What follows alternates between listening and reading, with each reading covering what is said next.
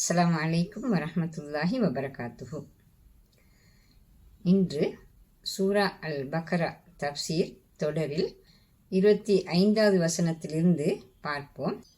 ஏற்கனவே 1வது வசனத்திலிருந்து 5வது வசனம் வரை நாங்கள் முத்தகீன்கள் என்போர் யார் அல் குர்ஆனிலிருந்து நேர்வழி பெறக்கூடியவர்கள் என்பதனை கவனித்தோம். அதனைத் தொடர்ந்து 6வது வசனத்திலிருந்து 24வது வசனங்கள் வரை நிராகரிப்பாளர்கள் பற்றி, அதாவது நிராகரிப்பாளர்கள், கடும் போக்கு கொண்ட நிராகரிப்பாளர்கள், முனாஃபிக்குகள், இந்த 3 வகையானவர்களை கவனித்தோம். பொதுவாக அல் குர்ஆனில் 3 சாரர் பற்றியும் குறிப்பிட்டு வரும் பொழுது நிராகரிப்பாளர்களை முஷ்ரிக்கீன்கள் என பல இடங்களில் பாய்த்து வந்திருக்கின்றன. சில இடங்களில் காஃபிரூன், கடும் போக்கு கொண்ட நிராகரிப்பாளர்கள்.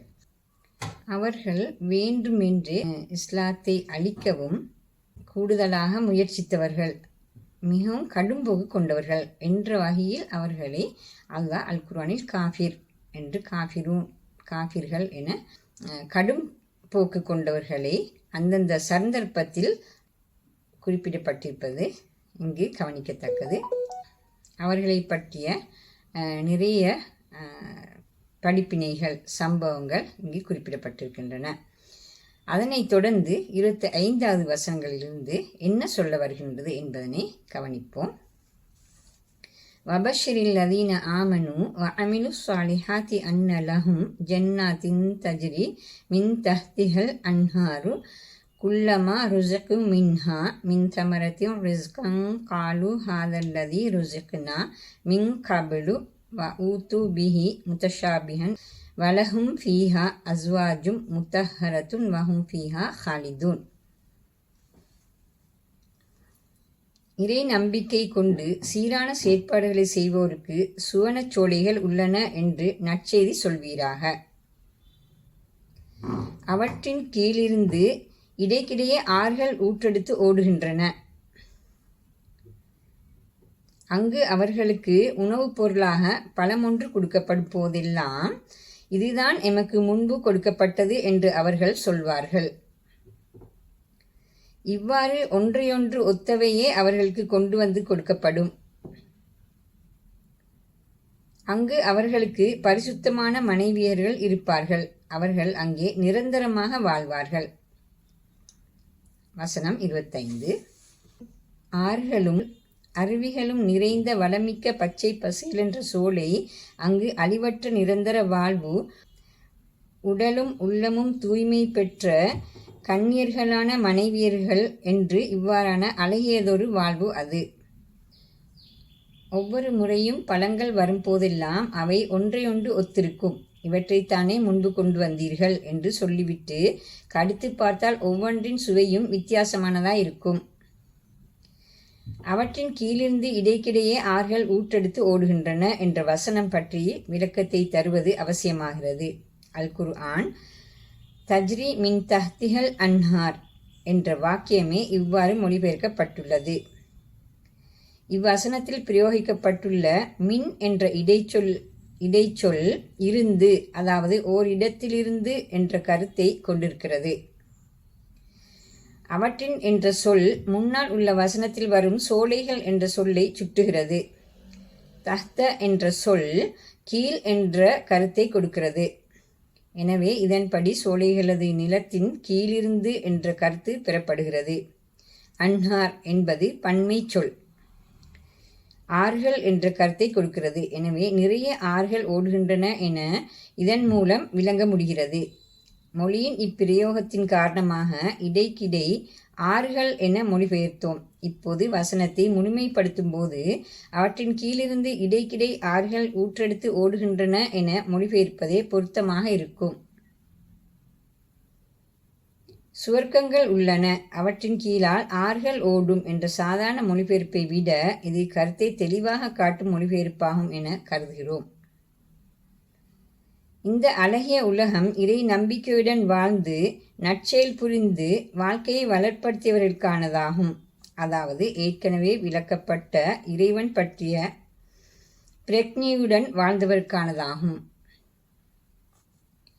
அல் குர்ஆன் இங்கு மறுமை பற்றி அடுத்த உலக வாழ்வு பற்றி தனியாக விளக்கவில்லை. கடவுள், இறைத்தூது என்ற நம்பிக்கைகள் பற்றிய நிலைப்பாட்டின் விளைவாக வரும் வெற்றி தோல்வி என்ற வகையிலேயே விளக்குகிறது. அல் குர்ஆனின் படி வாழ்வு என்பது முடிவடைவதில்லை. மனிதன் என்ற இந்த அதி உயர் சிருஷ்டியும் இப்பாரிய மிக நுணுக்கமான பிரபஞ்சமும் அழிந்து போக மாட்டா. மிகுந்த நிம்மதியுடன் அனைத்து வளங்களையும் அனுபவித்து நிரந்தரமாக வாழ படைக்கப்பட்ட மனிதன் அந்த வாழ்வுக்காக பயிற்றப்படவே இந்த உலக வாழ்வென்ற புவி வாழ்வமைப்பு தோன்றியது. இந்த வகையில் மறு உலக வாழ்வென்பது இப்பிரபஞ்சம் இன்னொரு வடிவை பெறுவதாகும். மனித வாழ்வும் இன்னொரு அமைப்பை அப்போது பெறும்.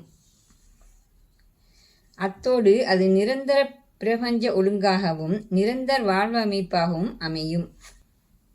இந்த கருத்து பின்னணியில் தூதை நியாயமின்றி எதிர்த்தோரின் மோசமான வாழ்நிலையை மிகவும் சுருக்கமாக சுட்டிக்காட்டிய இவ்வசனங்கள் தூதை ஏற்று அதன் அடிப்படையில் வாழ்வை அமைத்து கொண்டோரின் உயர்ந்த வாழ்நிலையை சற்றே விளக்கி கூறியது. இறை நம்பிக்கை கொண்டு சீரான செயற்பாடுகளை செய்வோருக்கு என்ற பிரயோகம் குறித்து சற்று நோக்குவது அவசியம். இஸ்லாமிய சிந்தனை வரலாற்றில் நம்பிக்கை செயல் தொடர்பாக தோன்றிய நுணுக்கமான ஆய்வுகளும் அவற்றால் எழுந்த சர்ச்சைகளும் இங்கு அவசியமற்றவை. சில வரலாற்று நிகழ்வுகளால் எளிமையான இவ்விடயத்திற்கு கூட கடும் சர்ச்சைகளும் அர்த்தமற்ற வாத பிரதிவாதங்களும் தோன்றின. அவற்றை ஒரு புறம் வைத்துவிட்டு சில அடிப்படை உண்மைகளை இங்கே தருவோம். நம்பிக்கையோடு செயலையும் இணைத்து சொல்வது அல் குர்ஆனின் பொதுவான போக்கு. நம்பிக்கையின் இயல்பான விளைவே செயல் என்ற கருத்தை இதனூடாக அல் குர்ஆன் விளக்குகிறது. செயலற்ற நம்பிக்கையொன்று காணப்படுவது அசாத்தியம். இயல்பான மனித பலவீனங்களாலும் சூழல் நிர்பந்தங்களாலும் நம்பிக்கைக்கு புறம்பான செயல்கள் தோன்ற முடியும். ஆனால் நம்பிக்கைக்கு முற்றிலும் மாற்றமான நடைமுறை வாழ்வொன்றை ஒரு நம்பிக்கை கொண்டோன் முஃமின் கொண்டிருத்தல் அசாத்தியம். நம்பிக்கைக்கு மாற்றமான செயல்கள் கண்டிப்பாக நம்பிக்கை மீது எதிர்மறை பாதிப்புகளை விளைவிக்கும். அவ்வாறே நற்செயல்கள் நம்பிக்கையின் உறுதிப்பாட்டிற்கும் வளர்ச்சிக்கும் காரணமாக இருக்கும். இப்பின்னணியில் அமல் சாலிஹ் என்ற பிரயோகத்தையும் சரியாக புரிந்து கொள்ளல் அவசியம். சாலிஹ் எனின் சீரான என்பது நேரடி மொழிப்பொருள். அமல் என்ற சொல்லின் நேரடி மொழிப்பொருள் செயல், உழைப்பு என்பதாகும். எனவே சீராக உள்ள எந்த செயலும் உழைப்பும் அமல் சாலிஹ் ஆகும். இந்த வகையில் அல் குர்ஆன் மனிதனின் சீரான நடத்தைகளை அமல் சாலிஹ் என்று கூறுகிறது. எனவே அல் குர்ஆன் விவசாயம், வியாபாரம், கைத்தொழில், குடும்ப வாழ்வு, அரசியல் போன்ற அனைத்து வகை செயல்பாட்டையும் அவை சீராக இருக்கும் பொழுது அமல் சாலிஹ் என்று அழைப்பதை அவதானிக்க முடியும். இந்த அத்தியாயத்தின் பின்னால் வரும் பகுதிகளில் இதனை தெளிவாக காண முடியும். அல் குர்ஆனின் அடிப்படை ஒழுமைகளை பற்றி இந்த விளக்கத்தை அடுத்து அத்தியாயம் சிந்தனைகளையும் கருத்துக்களையும் முன்வைக்கும்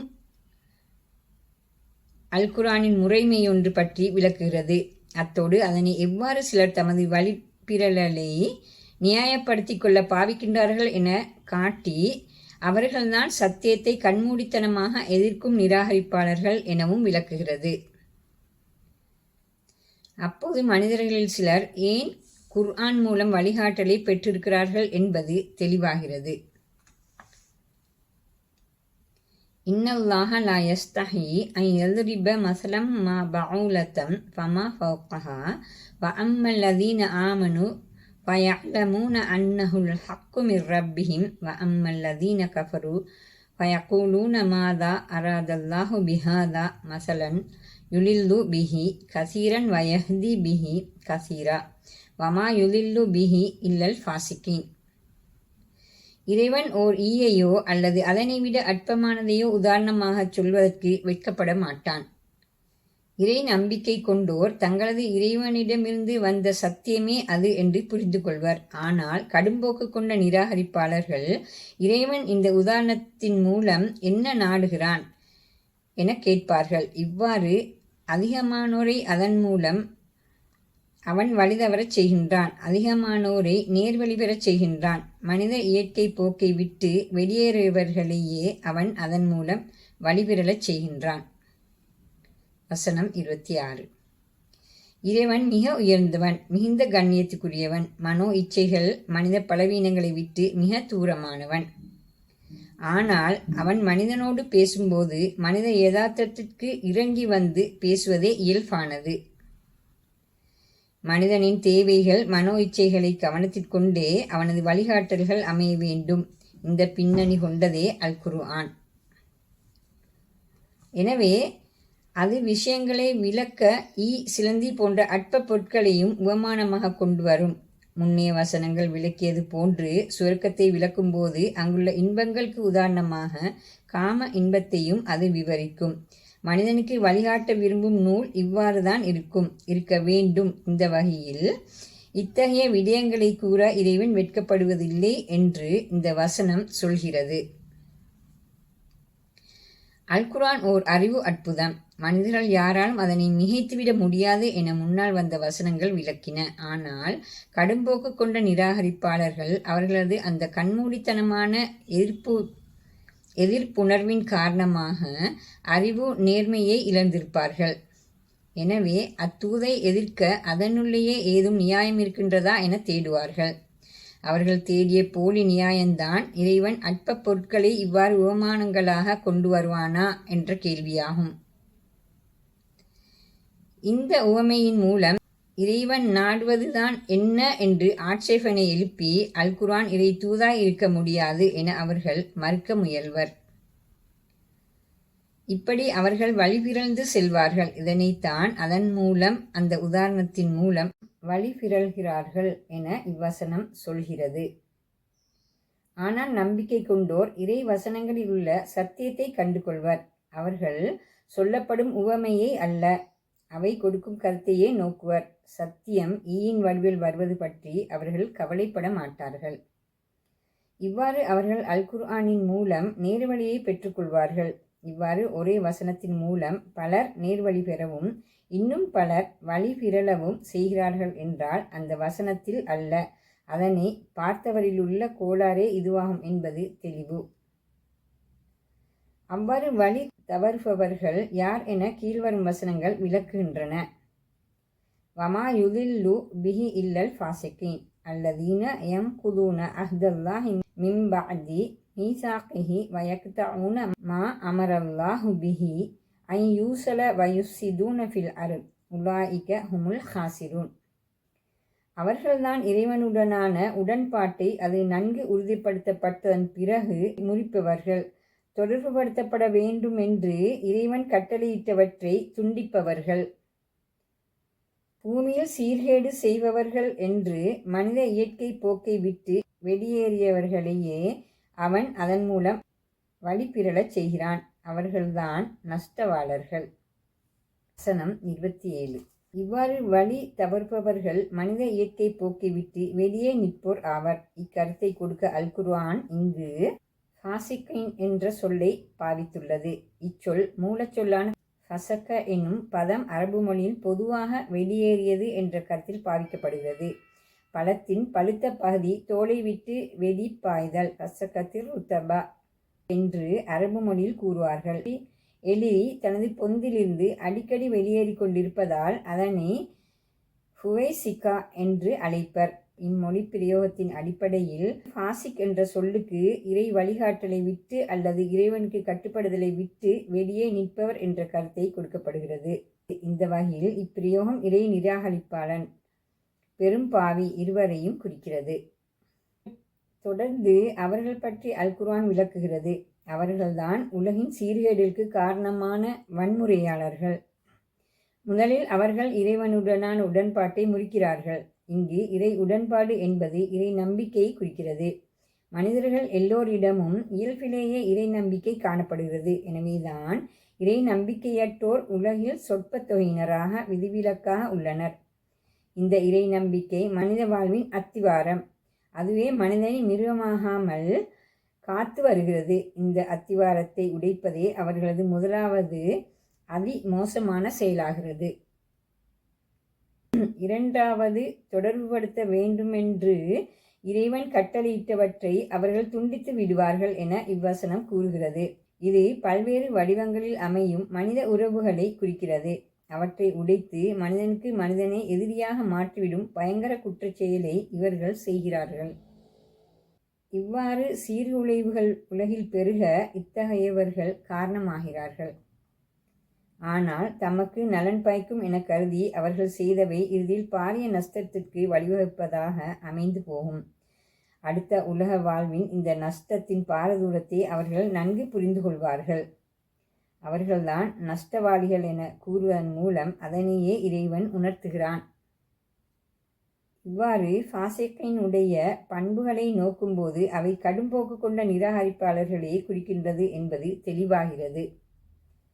ஏற்கனவே 6ஆம் வசனத்தில் இடம்பெற்றுள்ள காஃபிர் நிராகரிப்பாளர்கள் என்ற பதத்திற்கு கொடுத்த அதே விளக்கமே இங்கும் கொடுக்கப்படுகிறது. எனினும் இங்கு நடத்தை பின்னணியிலிருந்து அது விளக்கப்படுகிறது. இறை வழிகாட்டலை விட்டு வெளியே நிற்கும் இத்தகையவர்களின் எதிரி இறை தூதுதான். அவர்களது நலன்களை காத்து கொள்ள தடையாக இருப்பதும் அதுவே. எனவே அவர்கள் சமூக வாழ்வில் அதனை பரவிவிடாது தடுப்பதில் முனைந்து நிற்பர். அடுத்து பூமியின் மனித பிரதிநிதித்துவமும் அதன் விளைவும். இத்துடன் இன்றைய சூரா பக்கராவுக்கான விளக்கம் முடிவடைகிறது. இன்ஷா அல்லாஹ் 28வது வசனத்திலிருந்து அடுத்த வீடியோவில் சந்திப்போம். அஸ்ஸலாமு அலைக்கும் வரஹ்மத்துல்லாஹி வபரகாத்துஹு.